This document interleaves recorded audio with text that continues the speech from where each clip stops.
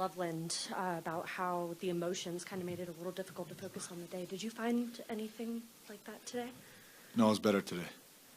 Yeah, I don't know if it's just playoff hockey or obviously I think those 2 games up in Loveland were really important for me and they were great prep-wise and then, getting to watch the first 2 games of this series down in Dallas. And like I said, it's playoffs, so it's not a whole lot of time to think about what's going on, how it's feeling, how long you've been gone for. It's just kind of like get into it and get playing. So, yeah, honestly, felt pretty good. Jesse, then Pat. Gabe, I know it's hard given not only the result, but the way that everything just ended 5 minutes ago, but what was it like to get that reception from the crowd and be able to skate out to that reception from the fans during warm-ups? Yeah, I mean, it was amazing. I don't know. I'm just blessed and very fortunate to be in a position to feel those feelings and to feel, I don't know really what exactly was going through my body and mind at that time, but it was pretty special, and I mean, that's a memory for life. Simple as that.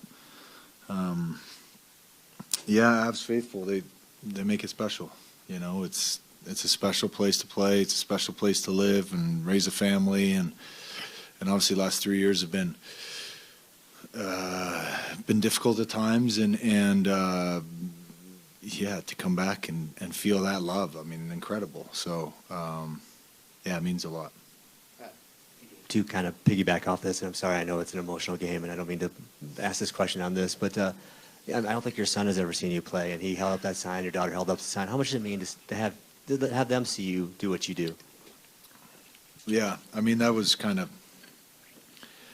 as close I got to losing it during warm-up, was when I looked over at them and seeing their big smiling faces. So it was very special.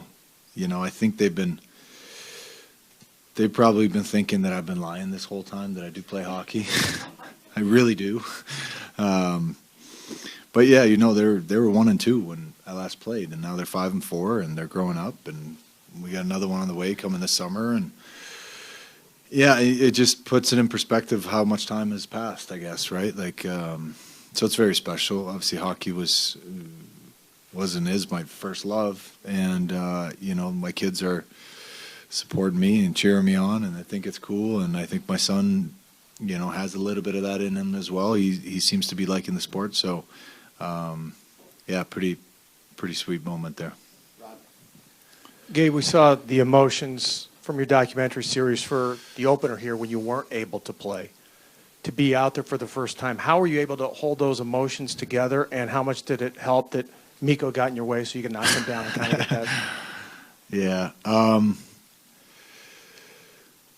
I think just a long lead up to it. I've probably played this game 100 times in my mind already, and envisioned what it was going to feel like, and obviously that wasn't even close to what it actually felt like, but at least I've envisioned it, and allowed myself to go there at times, and but then I've all day today and all week really I've had to just keep my emotions in check and really just try to stay calm and in control, and when you get all riled up and you get all emotional and you get all, it's easy to get tired extra fast. It's easy to make stupid decisions out there and make the wrong reads. So I was trying to make sure I was as in tune to the game plan as I could be, and same thing with my emotions and everything that was going on, but at the same time allowing myself to enjoy everything, because it's a very special night, and from my perspective, regardless of the outcome of the game, I mean, that was a memory of a lifetime for me. So it was very special. Gabe, I know it's tough to gauge just in this first game, but how did the chemistry feel with the team, and did you feel connected with everybody as just being your first game back? Yeah, I think so. I thought our line created some decent looks. I don't think we were, as a team, as dangerous offensively as we would like to be. So there's definitely adjustments that we're going to have to make there. I think as a line, I mean, Chucky and Kivy are great hockey players, and they play the right way, and they play hard, and and kind of check for our chances, and we had some decent looks, but I think as a whole, there's some adjustments for sure for us to make, and that's what this game's all about, especially in a 7-game series. It's about adjustments, and we got some to make, no doubt about it, but I think the chemistry and the connection of the locker room felt really good. Gabe, I think you led the team in hits. You were your usual physical self, it seems, taking hits as well. Where do you feel you were percentage-wise, if you can put a number out there as to what you want your game to be here over the course of time? Well, I'd like to play better. I don't know. Percentage-wise, it's hard.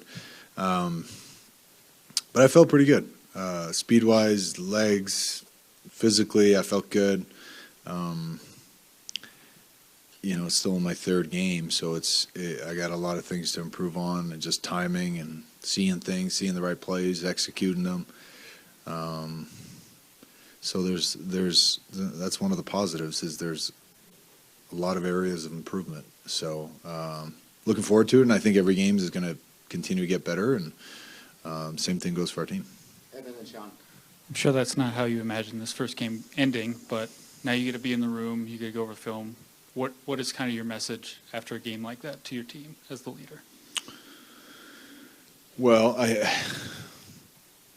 that is, I guess, kind of the starting point, is to watch it, and our coaching staff does a great job. Whether you win or lose, you go through the scoring chances for, scoring chance against. You look at everything. You look at all the areas we can improve on. Power play being one of them. We got to clean that up execution-wise, and just overall kind of structure, I think, and the way we get in set up in zone and a lot of areas. So I think the message would be to, look at the film, get better, and improve, and then we got another crack at it on Saturday night. So obviously it's not the outcome we wanted, but that's the way it goes, and that's playoff hockey. You got a short memory, and let it go and move on.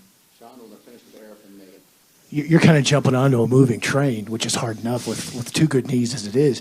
To piggyback off Evan's point, I mean, where is this locker room at emotionally when you have back-to-back games like that in an emotional series on an emotional? I mean, there's about 18 levels of emotion with this, and with that PP1, what have you seen that hasn't really been flying? Yeah, I mean, it's tough losing, whether you lose in overtime or not. I'm not too fond of just sitting there and saying it could have gone the other way. We had some good looks. I mean, there's obviously that we all know that's the case. It really could have gone either way, but it didn't. So we just got to bounce back. I mean, that's the way it is. You got to have a short memory, like I said, and a resilient group in there. This is the way it's been all year. It's the way it's going to continue to be. You're not always going to have leads in the playoffs. You're not always going to be up in series. So you have to find ways to really have a short memory and move on. That's as simple as that. It's a boring answer, but I think that's the reality of it. As far as the power play goes, I think a lot of it comes down to execution. A little bit slow, a little bit having some issues execution-wise, and we'll clean that up. I mean, we got a lot of good players on the ice, and I have all the faith in the world that we'll clean it up come Saturday. Gabe, 2-parter. For starters, I don't know for sure, but I don't know if any coach would, play you in the opening draw like that, given the fact that, number one, those weren't your line mates, and it's playoffs game 3. It's not a regular season game in December. I guess, how appreciative were you to be able to have that moment with McKinnon, with Taves, and with Makar? And then the second part is, did Mikko say anything to you there when you guys lined up for the opening draw? Yeah, he said something along the lines of "welcome back," something like that. Mikko's regardless of what jersey he wears, I love him. He's a good friend of mine, and but in this series, obviously we're not friends when we're playing. Obviously, very special to be out there for that. I think that just goes to show what kind of people we have in this organization, top to bottom. And I think I wouldn't be sitting here today if it wasn't for the support of everybody in this organization, whether that's a Kroenke family or Joe and C-Mac and everybody in the front office, to trainers, to coaches, and especially players, and fan base. So it's a very special place to play, and like I said, to feel that support from day one throughout this whole journey, and as long and as slow as it's been and as rocky as it's been, very special to feel that unwavering support the whole way. And I don't think it's like that necessarily everywhere. So yeah, very, very fortunate. You've talked about stepping back into the role as a player on the ice tonight, but I wanted to know about stepping back into the role as the captain throughout the course of the night and leading the team again. Yeah, I mean, it's a place where I'm comfortable, on the bench, in the room, on the ice. So I think that's very familiar to me.